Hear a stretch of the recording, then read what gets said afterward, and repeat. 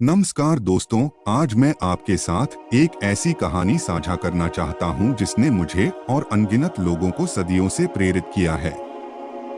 यह कहानी हानि, दुहक और छोड़ने की शक्ति के बारे में है। किस्सा गौतमी की कहानी हमें याद दिलाती है कि जीवन अमूल्य है और मृत्यु अनिवार्य है। लेकिन यह भी हमारे मानव आत्मा की क्षमता का प्रमाण है कि हम सबसे अंधकारमय समयों को भी पार कर सकते हैं। हम सभी ने अपने जीवन में हानि का अनुभव किया है। हमने अपने परिजनों, रिश्तों और सपनों को खो दिया है और उन क्षणों में दुहक और शोक में डूब जाना आसान है। लेकिन किस्सा गौतमी की कहानी हमें दिखाती है कि उस अंधकार से बाहर निकलने का एक रास्ता है। अपनी इच्छाओं और लगावों को छोड़कर हम वर्तमान क्षण में शांति पा सकते हैं।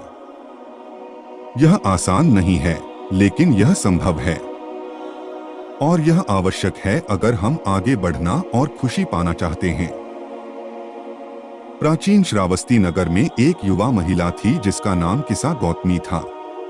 वह एक सुंदर और दयालु व्यक्ति थी जिसे सभी लोग पसंद करते थे। उसकी शादी एक धनवान व्यापारी से हुई थी और उनके पास एक छोटा बेटा था जिसे वे बहुत प्यार करते थे। उनका बेटा उनके जीवन का केंद्र था और वे उसे बहुत स्नेह और ध्यान देते थे। दुर्भाग्यवश उनके बेटे की तबीयत खराब हो गई। किस्सा गौतमी और उसके पति ने उसे बचाने के लिए सब कुछ किया, लेकिन उनकी कोशिशों के बावजूद वह मर गया। किस्सा गौतमी दुख से व्याकुल हो गई। उसने अपने मृत बेटे को अपनी गोद में लिया और सड़कों पर भटकने लगी। उसे जीवित करने के लिए मदद की भीख मांगती रही।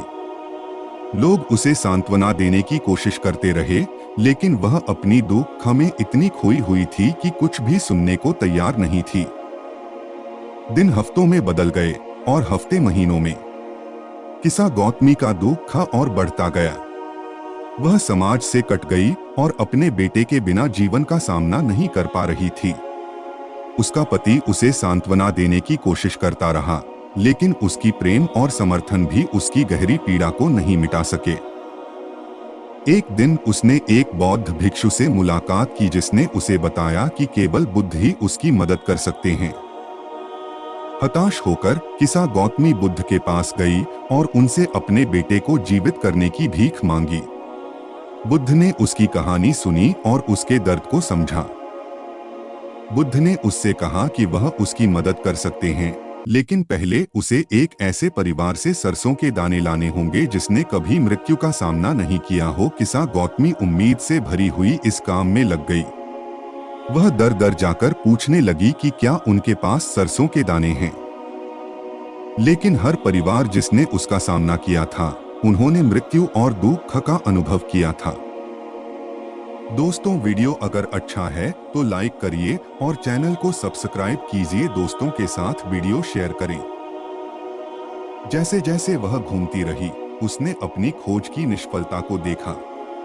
उसने महसूस किया कि मृत्यु एक सार्वभौमिक सत्य है और इससे कोई नहीं बच सकता।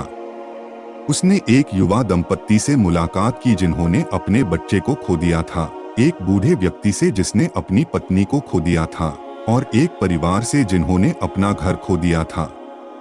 हर व्यक्ति जिसे उसने मिलाया था, उसके पास हानि और दुख की कहानी थी। अपनी खोज की निष्फलता के बावजूद किस्सा गौतमी ने हार नहीं मानी।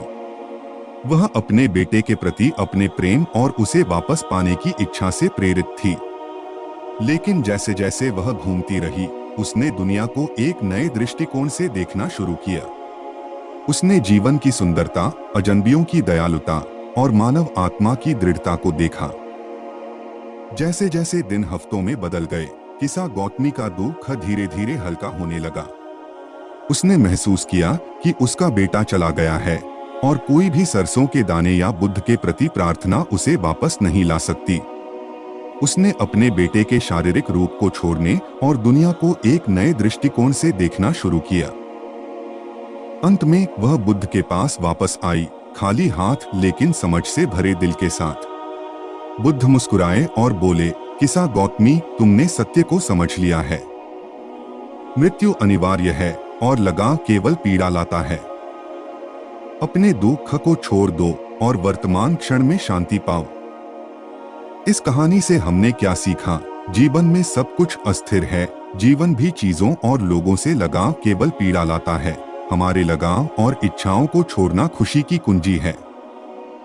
दुख और पीड़ा को पकड़ना केवल पीड़ा को बढ़ाता है। बुद्ध की करुणा और दयालुता किसा गौतमी के प्रति हमें यह याद दिलाती है कि हमें दूसरों के प्रति सहानुभूति और समझ के साथ व्यवहार करना चाहिए। किसा गौतमी की कहानी हमें दिखाती है कि सबसे अंधकारमय समय में भी हमेशा आशा होती है।